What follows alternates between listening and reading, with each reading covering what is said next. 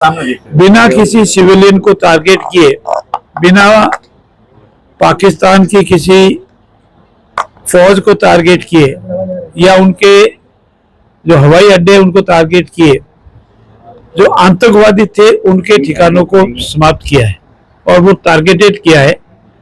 ऐसी स्थिति में प्रतिपक्ष के कोई नेता द्वारा हो, कांग्रेस पार्टी के प्रदेश अध्यक्ष द्वारा हो या अन्य किसी के द्वारा जो आरोप लगाए जा रहे हैं वे पूर्ण रूप से निराधार है। कांग्रेस ने हमेशा नकारात्मक राजनीति की है, पॉजिटिव राजनीति कभी नहीं की। मेरा उनसे निवेदन है, भारत की सेना और भारत के यशस्वी प्रधानमंत्री जी ने जो भारत को पराक्रम दिलाई है, विश्व में जो डंका बजाया है, ऐसे स्थिति में उसका सम्मान करना चाहिए। हमारी सेनाओं का मान और सम्मान बढ़ाना चाहिए और नकारात्मक राजनीति नहीं करनी चाहिए। सर, वो जिस तरह की बात उन्होंने कही है कि कोई देश समर्थन नहीं कर रहा भारत का, देश हित प्रश्न उठाया। समर्थन और ना समर्थन के लिए कोई लिखित में यह स्टेटमेंट नहीं होता है। एक भी देश ने भारत द्वारा किए गए कृत्य का कभी भी खंडन नहीं किया, इसे गलत नहीं बताया और सभी देशों ने ये माना है कि आतंकवाद को हमेशा हमेशा के लिए समाप्त करना है। ये सभी देशों का है और भारत का ये संकल्प है कि आतंकवाद जहां भी पनप रहा है उसको समाप्त करना है। उसके लिए पूरा विश्व भारत के साथ खड़ा है। सर, तुर्की का बहिष्कार जो है वो लगातार जारी रहेगा। जोधपुर में से तुर्किस्तान ने जो हरकत की उसका परिणाम उसको भुगतना पड़ेगा।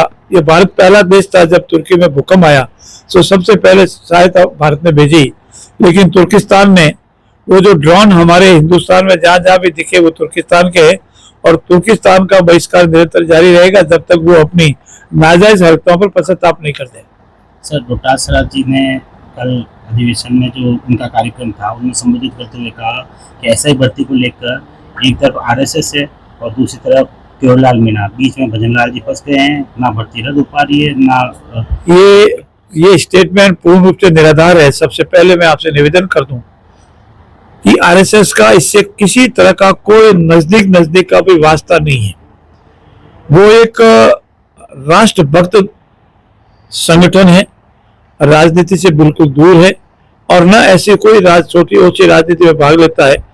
वो सैद्धांतिक रूप से हमारा भारत का प्रेम, राष्ट्र प्रेम कैसे हो, सभी नागरिकों से उससे संबंध रखता है। ऐसे आरोप लगाए तो पूर्ण रूप से निराधार है और निंदनीय है और नकारात्मक राजनीति करते करते उस हद तक आरोप लगाएंगे उसकी मैं पूर्ण रूप से निंदा करता हूँ। सर, हाईकोर्ट ने भी जो है डेडलाइन दी है, किस बार यदि